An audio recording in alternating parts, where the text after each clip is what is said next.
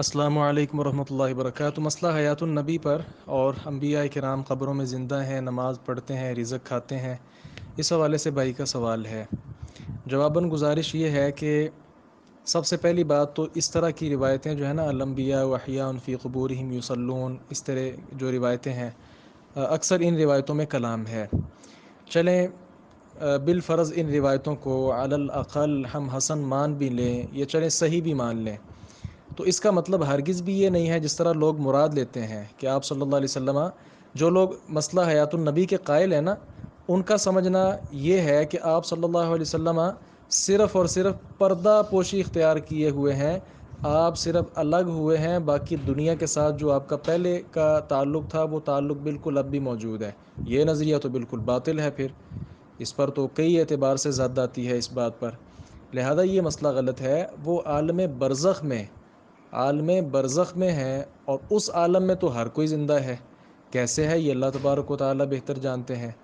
باقی انبیاء کرام علیہم السلام کے قبروں میں نماز پڑھنا وغیرہ وغیرہ، اس کا بھی تعلق دنیا کے ساتھ کوئی نہیں ہے،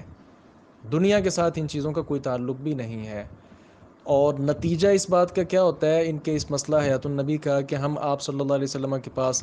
روضہ مبارک پر جائیں تو آپ ہماری باتیں سنتے ہیں وغیرہ وغیرہ، فریاد ہم کریں تو آپ سنتے ہیں، یہ سارے معاملات۔ تو یہ نظریہ بھی ان کا بالکل باطل ہے کہ آپ صلی اللہ علیہ وسلم جو ہے ہر کی وہ بات سنتے ہیں، یہ بالکل غلط ہے۔ اس پر واضح طور پر کوئی نص چاہیے، دلیل چاہیے، جو بالکل بھی اور ہرگز بھی نہیں ہے۔ جس طرح دیگر انبیاء کرام علیہم السلام اس دنیا میں تشریف لائے اور اپنا کام کر کے چلے گئے، عمر ابن خطاب رضی اللہ عنہ نے بھی یہی سمجھا تھا کہ آپ پردہ پوشی اختیار کر گئے ہیں۔ ابو بکر صدیق رضی اللہ عنہ، یہ بھی بخاری کی روایت پیش کر رہا ہوں، بخاری میں ہے، یہ غالباً مسلم میں ہے، صحیح روایت، تشریف لائے اور آ کر امی جان کے کمرے میں گئے اپنی بیٹی عائشہ رضی اللہ عنہ کے، وہاں دیکھا نبی علیہ السلام کی حالت، کپڑا اٹھایا، بوسہ دیا، اور ساتھ میں کہا کہ اللہ تعالیٰ آپ پر 2 موتیں جمع نہیں کر سکتا، یعنی یقیناً آپ فوت ہو چکے ہیں۔ ممبر پر تشریف لائے، عمر دیگر صحابہ کرام کو کہا کہ خاموشی سے نیچے بیٹھ جاؤ،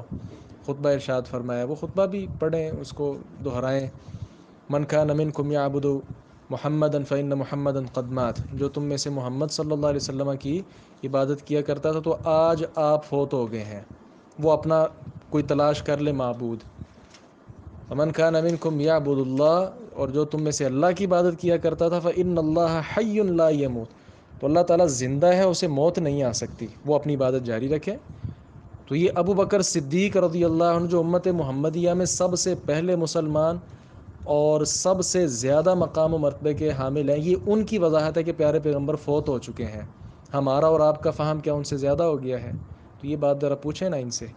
السلام علیکم ورحمۃ اللہ وبرکاتہ۔